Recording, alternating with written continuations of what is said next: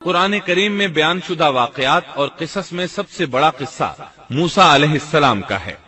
آپ اللہ کے اولو العزم رسول تھے۔ آپ کا قصہ قرآن کریم کی 73 سورتوں میں جا بجا پھیلا ہوا ہے۔ 73 سورتوں میں پھیلے ہوئے قصے کو یکجا کرنا آسان کام نہیں۔ ایسے واقعات کی جزیات کو قرآن و حدیث کی چھلنی میں سے گزارنا انتہائی ضروری ہے۔ تو آئیے سنتے ہیں قصہ سیدنا موسیٰ علیہ السلام کا۔ اللہ تعالی سورۃ القصص آیت 1 تا 3 میں فرماتے ہیں، شروع اللہ کے نام سے جو بڑا مہربان نہایت رحم والا ہے۔ تا سین میم، یہ روشن کتاب کی آیات ہیں۔ ہم آپ کے سامنے موسیٰ اور فرعون کا صحیح واقعہ بیان فرماتے ہیں ان لوگوں کے لیے جو ایمان رکھتے ہیں۔ ان آیات میں اہل ایمان کے لیے نصیحت اور یاد دہانی ہے، جبکہ انہی آیات میں فاسق، نافرمان اور کجراؤ لوگوں کے لیے ڈراوا اور وعید ہے۔ فرعون یعنی ولید بن مصعب بہت جابر اور ظالم شخص تھا۔ ظلم و جبر کی ان آخری حدوں کو پہنچ گیا تھا جن تک شاید انسانوں میں سے کوئی بھی نہ پہنچا ہوگا، یہاں تک کہ اس نے رب ہونے کا دعویٰ کر دیا۔ وہ اللہ تعالیٰ کا انکار کرتے ہوئے کہا کرتا تھا۔ فرعون کہنے لگا، اے درباریوں، میں تو اپنے سوا کسی کو تمہارا معبود نہیں جانتا۔ کہنے لگا، تم سب کا رب میں ہی ہوں۔ اس نے الوہیت اور ربوبیت دونوں میں اللہ تعالی سے جھگڑا کیا۔ یقیناً فرعون نے زمین میں سرکشی کر رکھی تھی اور وہاں کے لوگوں کو گروہ گروہ بنا رکھا تھا اور ان کے ایک فرقے کو کمزور کر رکھا تھا، اور ان کے لڑکوں کو تو ذبح کر ڈالتا تھا اور ان کی لڑکیوں کو زندہ چھوڑ دیتا تھا۔ بلا شک و شبہ وہ تھا ہی فساد کرنے والوں میں سے۔ اس نے لوگوں کے گروہ اور جماعتیں بنا رکھی تھیں۔ فرعون کے زمانے میں بنی اسرائیل سب سے حقیر اور کم درجہ قوم تھی۔ فرعون نے انہیں حد درجے ذلیل اور بے عزت بنا رکھا تھا۔ سبھی کو معاشرے میں نچلے طبقے میں شمار کیا جاتا تھا، جبکہ مصر میں یہی لوگ شاہانہ زندگی گزارا کرتے تھے۔ فرعون نے اعلان کرا رکھا تھا کہ بنی اسرائیل سب کے سب غلام ہیں۔ وہ ان سے زر خرید غلاموں کی طرح مزدوری لیا کرتا تھا۔ ان کی عورتوں سے لونڈیوں باندیوں جیسا برتاؤ کیا جاتا تھا۔ وہ جو چاہتا تھا ان سے کرتا تھا۔ اس نے یہ حکم اپنی رعایا میں عام دے رکھا تھا۔ مصر کے باشندے اعلیٰ درجے کے لوگ سمجھے جاتے تھے، وہ قبطی کہلاتے تھے۔ فرعون نے بنی اسرائیل کو غلام اور محکوم بنا رکھا تھا، اور اس نے ان میں سے ایک فرقے کو کمزور کر رکھا تھا۔ بنی اسرائیل اس ذلت سے نجات پانے کا انتظار کر رہے تھے، اور اس کی وجہ یہ تھی کہ انہیں ایک بشارت ملی ہوئی تھی۔ اس کے مطابق ان کا نظریہ تھا کہ فرعون کے گھر سے ایک بچہ نکلے گا جو انہیں نجات دلائے گا، اور یہ بھی بیان کیا جاتا ہے کہ یہ بشارت انہیں اس طرح ملی تھی کہ خود فرعون نے خواب دیکھا تھا کہ بیت المقدس سے آگ نکل کر مصر کی جانب بڑھتی چلی آ رہی ہے۔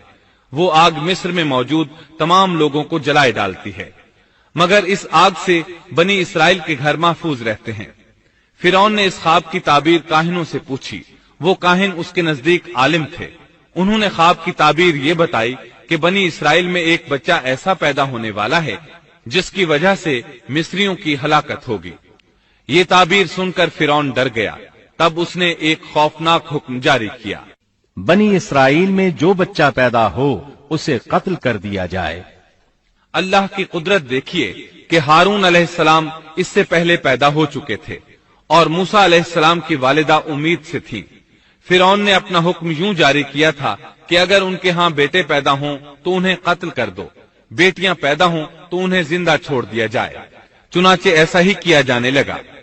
ہر نو مولود بچے کو قتل کیا جانے لگا، بچیوں کو چھوڑ دیا جاتا۔ یہ تھا بچوں کو ذبح کرنے کا حکم جو بنی اسرائیل میں شروع ہوا۔ اس کا طریقہ انہوں نے یہ اختیار کیا کہ ہر حاملہ خاتون کی نگرانی شروع کر دی۔ دایا عورتوں کے ذمے یہ ڈیوٹی لگائی کہ حاملہ مستورات کی اطلاع دیں گی، اور جو دایا اطلاع نہ دیتی اسے بھی قتل کر دیا جاتا۔ اس طرح فرعون اور اس کے وزیروں کو ہر نو مولود سے باخبر رکھا جاتا تھا۔ ان دنوں سیدنا موسیٰ علیہ السلام کی والدہ اپنے حمل کے ابتدائی دنوں میں تھیں۔ انہوں نے اس بات کو چھپائے رکھا اور دایا کا کام کرنے والی عورتوں سے بھی خود کو چھپائے رکھا، یہاں تک کہ درد ذہ کا وقت آ پہنچا اور انہوں نے بچے کو جنم دیا۔ اس بارے میں سوائے قریبی لوگوں کے کوئی نہیں جانتا تھا۔ بچے کی پیدائش کے بعد وہ فکر مند رہنے لگیں۔ حمل کے دنوں میں تو انہوں نے خود کو چھپا لیا تھا، اب بچے کو کیسے چھپائیں؟ پھر بھی اپنی پوری کوشش کرتی رہیں، یہاں تک کہ ان کے پاس اللہ کا حکم آ گیا۔ یہ حکم اللہ نے ان کے دل میں ڈالا تھا، یعنی القاء کیا گیا تھا۔ یہ وہ وحی نہیں تھی جو پیغمبروں پر آتی ہے۔ اور ہم نے موسیٰ کی ماں کو وحی کی کہ اسے دودھ پلاتی رہ، اور جب تجھے اس کی نسبت کوئی خوف معلوم ہو تو اسے دریا میں بہا دینا، اور کوئی ڈر خوف یا رنج غم نہ کرنا، ہم یقیناً اسے تیری طرف لوٹانے والے ہیں اور اسے اپنے پیغمبروں میں بنانے والے ہیں۔ مطلب یہ تھا کہ جب تفتیش اور تحقیق شروع ہو یا خطرات بڑھ جائیں تو اسے دریا میں ڈال دیں۔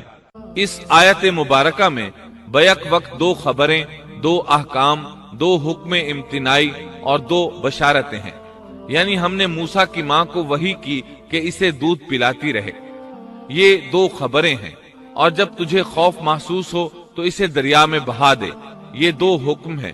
کوئی خوف نہ کھا اور کوئی غم نہ کر، یہ دو امتناعی حکم ہیں۔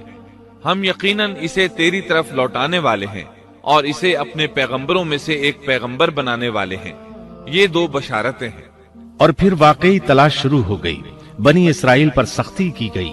موسیٰ علیہ السلام کی ماں نے اللہ کے حکم کے مطابق بچے کو صندوق میں رکھا اور دریا میں چھوڑ دیا۔ ساتھ ہی موسیٰ علیہ السلام کی بہن سے کہا، تو بھی اس کے پیچھے پیچھے چلتی جا۔ چنانچہ وہ دریائے نیل کی موجوں میں چلے اور ان کی بہن کنارے کنارے چلی، اپنے بھائی کی نگرانی کرتی جا رہی ہے کہ دریا میں ڈالنے کے بعد کیا بنتا ہے۔ اللہ تعالیٰ سورۃ القصص آیت 11 میں فرماتے ہیں، موسیٰ کی والدہ نے ان کی بہن سے کہا، تو اس کے پیچھے پیچھے جا، تو وہ اسے دور ہی دور سے دیکھتی رہی اور فرعونیوں کو اس کا علم بھی نہ ہوا۔ صندوق بہتا ہوا فرعون کے محلات کے قریب آن ٹھہرا۔ محلات دریائے نیل کے کنارے تھے۔ اللہ تعالیٰ سورۃ القصص میں فرماتے ہیں، آخر فرعون کے آدمیوں نے صندوق اٹھا لیا، آخرکار یہی بچہ ان کا دشمن ہوا اور ان کے رنج کا باعث بنا۔ اب وہ اس کی بھلائی چاہ رہے ہیں، لیکن وہی فرعونیوں کے لیے وبال جان بننے والا تھا۔ اللہ سورۃ القصص آیت 8 میں فرماتے ہیں، کچھ شک نہیں کہ فرعون اور حامان اور ان کے لشکر تھے ہی خطا کار۔ فرعون کی بیوی نے فوراً پہچان لیا کہ یہ بچہ بنی اسرائیل میں سے ہے، چنانچہ اس نے کہا، اور فرعون کی بیوی نے کہا، یہ تو میری اور تیری آنکھوں کی ٹھنڈک ہے، اسے قتل نہ کرو، بہت ممکن ہے یہ ہمیں کوئی فائدہ پہنچائے یا ہم اسے اپنا بیٹا ہی بنا لیں، اور یہ لوگ شعور ہی نہیں رکھتے تھے۔ مطلب یہ کہ اس پورے معاملے میں اللہ تعالیٰ کی تدبیر سے انہیں آگاہی نہیں تھی۔ اس پر فرعون نے کہا، یہ صرف تیری آنکھوں کی ٹھنڈک ہے، میری نہیں۔ میں نہیں چاہتا بنی اسرائیل کا کوئی بچہ میری نگرانی میں پلے، لہٰذا یہ صرف تیری ہی آنکھوں کی ٹھنڈک ہے۔